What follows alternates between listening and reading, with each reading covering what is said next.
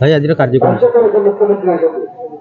सबुआड़े आमर जो निर्वाचन अच्छी से परिप्रेक्षी में आम छोट छोट सभा करुचु जो माननीय मुख्यमंत्री वार्ता दलर आभिमुख्य एवं योजना गुड़िक किपर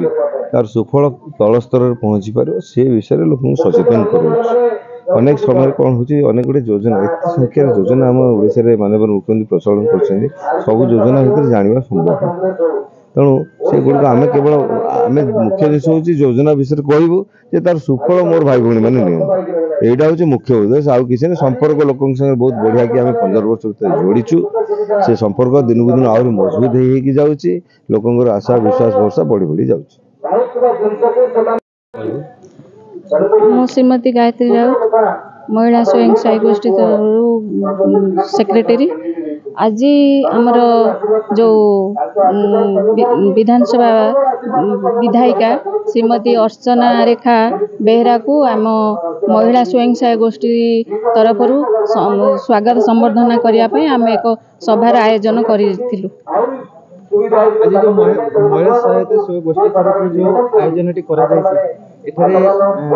अध्यक्ष मैंने आसिक आपण सहयोग कले आपन को केते आनंद लागुच मोर समस्त महिला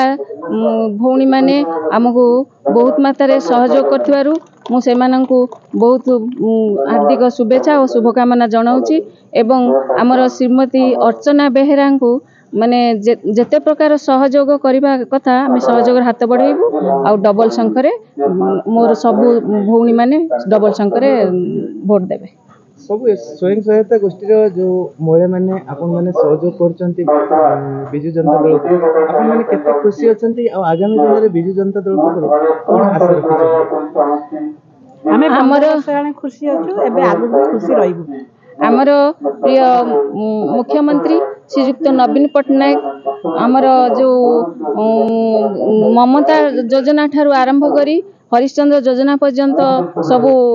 सुविधा करिसंती एवं बीएसपी कार्ड मध्य करिसंती। वर्तमान आमर आउ मेडिकल रे कोनोसी प्रॉब्लम हो नै तेणु आमे षष्ठ थर मुख्यमंत्री को श्रीयुक्त नवीन पट्टनायक को मुख्यमंत्री भाव देखा चाहूँ। आपण मन को केमिति लागुची जो जने रघुनाथ पाली जने महिला प्रार्थी जने जो ठिया आइछंती आपण केमिति कोन लागुची माने सब महिला माने ताको सपोर्ट करी कि वोटटा आमर जो विधायिका महिला जने पाइछंती तेणु आमे को बहुत खुशी लागुची आमर जेते सहयोग हाथ बढ़िया कथा आमर संघ तरफ आमे सहयोग हाथ बढ़ेबू।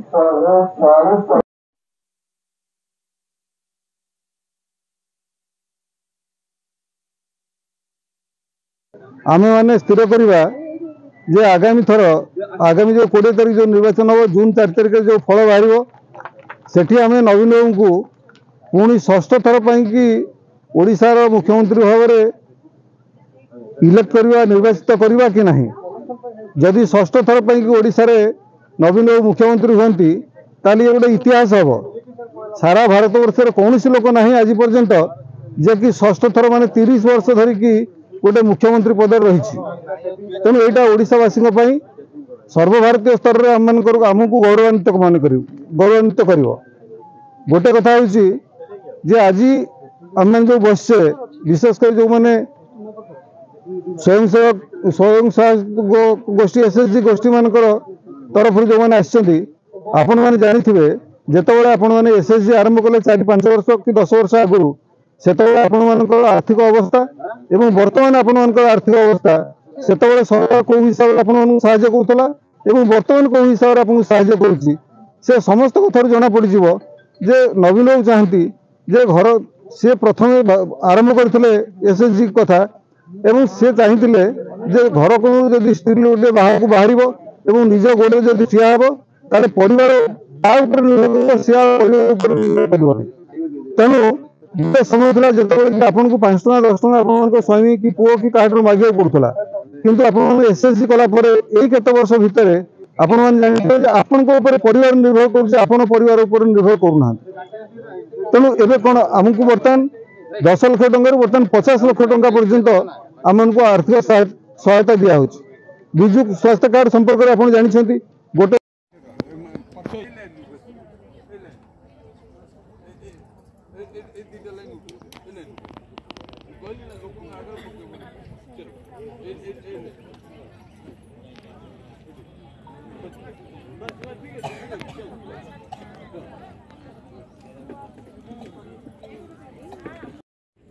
आमर माननीय मुख्यमंत्री जो योजना गुड़िक आपण गोटे दुईटा योजना जो उपकृत होती से योजनार ना कहवा किए उपकृत होती एसएचजी नहीं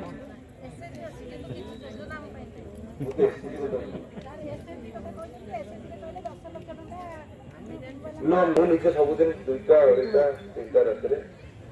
पहुँचुची पाखापाखि 20 दिन हो गला पुणी बाहर बाहर सर ये काम